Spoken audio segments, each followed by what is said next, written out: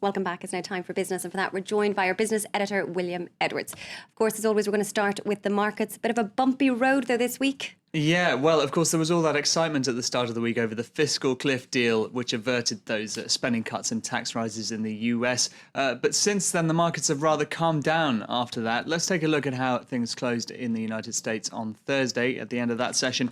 You can see they're all in the red. There were worries that quantitative easing, the stimulus program, might end sooner than expected by the end of this year, apparently, according to minutes from the Federal Reserve, which showed policymakers considering that option.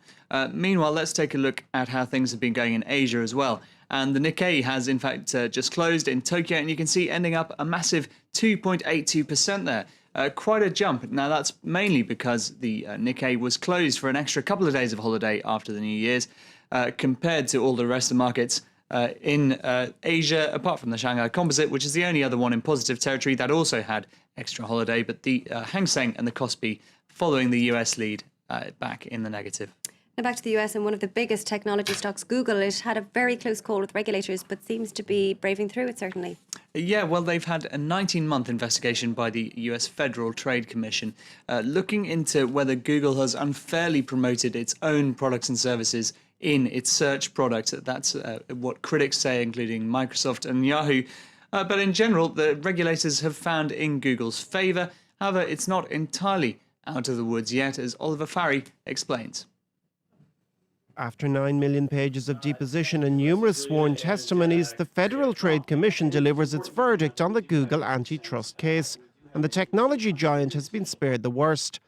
Google has agreed to license its patents, such as Google Maps, more favourably to its mobile competitors, but the Commission dismissed claims that Google was tilting its web search results to unfairly favour its own products. We closed this investigation, finding that the evidence does not support a claim that Google's prominent display of its own content on its general search page was undertaken without legitimate justification. It was this second aspect that Google's competitors, notably Microsoft and Yahoo, were mostly concerned with. Now they may appeal to the Department of Justice after the FTC ruled they did not have a case. For Google, though, they are free to continue, much as they did before. Google is unquestionably one of America's great companies, innovative in fields from its core search engine to such varied ventures as driverless cars and augmented reality eyewear. With today's action by the FTC, Google can refocus on its business and its products, but with a clear understanding that it, too, must do so while competing fairly. It is not the end of the company's legal worries. It faces antitrust investigations in at least 6 US states, and EU regulators are expected to rule in a similar case later this month. Now let's take a look at some of the companies that haven't been quite so lucky with authorities. Yeah, Transocean, you may remember from the Deepwater Horizon oil spill. Transocean owned the platform at the centre of it all and had the staff on it. BP actually gave them their orders, so that's why BP has shouldered a huge part of the blame for this. But Transocean, nonetheless, is now paying $1.4 billion in fines for various different issues. You can see here what they're all for: civil penalties, criminal fine, and also payments to the National Fish and Wildlife Foundation and the National Academy of Sciences for cleanup operations and research in the Gulf of Mexico. $1.4 billion, but that's not the end of it. There could be further legal action in the works, and also for BP as well, which has already itself spent around $12 billion on fines. That figure for them could go up to around $20 billion. A costly sum, no doubt. And another costly sum that has to be doled out is from Switzerland's oldest private bank, which is no more as of the next few days. It's pleaded guilty to involvement in tax evasion in the United States, helping more than 100 US citizens. This is Veglan & Co., helping more than 100 US citizens hide over $1.2 billion from the Internal Revenue Service over a period of 10 years. The bank has also agreed to pay $57.8 million in fines, and it is going to wrap up its operations, it says, after that has been done. Now to a story that's dominating the business headlines today: why the Vatican is facing a crisis of faith in its banking system. Yes, having an effect on tourists, of course. All electronic payments within the city-state, including credit cards, have been shut down in recent days. And it's thought to be linked to the fact that the Vatican hasn't fully implemented EU rules on money laundering. We're joined to shed a bit more light on this by our Rome correspondent, Seema Gupta. Thanks very much for joining us, Seema. What exactly is going on there? Do we have more details, and is it likely to be resolved soon? Well, what we do know is that the Central Bank of Italy has essentially suspended those electronic payments that have been controlled up until now by Deutsche Bank's Italian division. Now, what this means exactly is that you can't use your credit card or your bank card to make payments, for instance, at the Vatican museums or at the Vatican post office or even at the pharmacy at the Vatican or some of the other shops that are present in that tiny city-state. Now, what it means is that you can't use those electronic payments. And the spokesperson at the Vatican, Father Lombardi, has said that he hopes that this will be resolved fairly soon. He said discussions are underway to find a new provider. And some reports have suggested that there may be a new provider as early as Monday. For now, though, it means that it's cash only at the Vatican. No bank cards and no credit cards.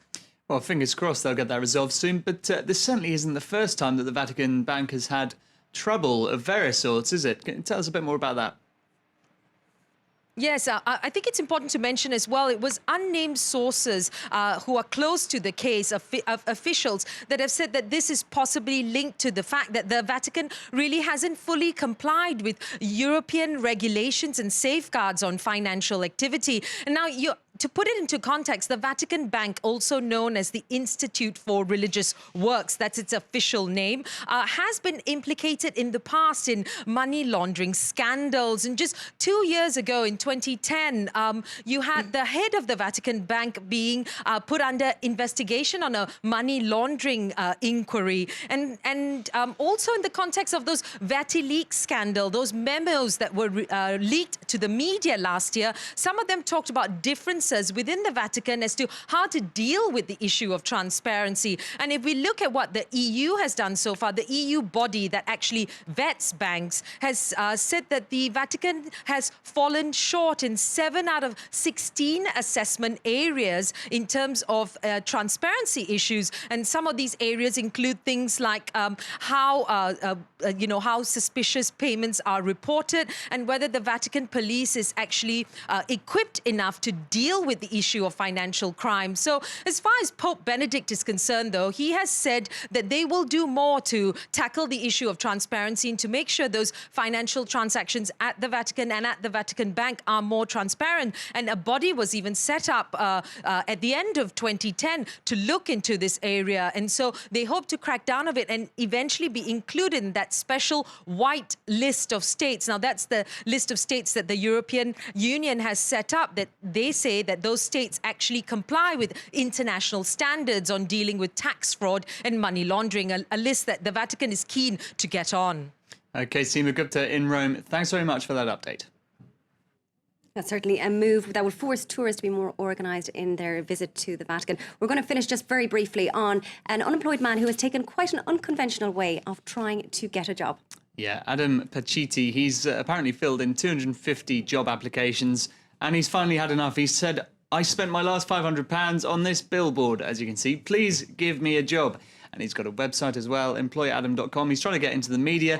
He's certainly gone the right way around getting media exposure, of course, as you can see. And he might inspire some others to try and get a job that way. That is your business update. More news headlines coming up very shortly.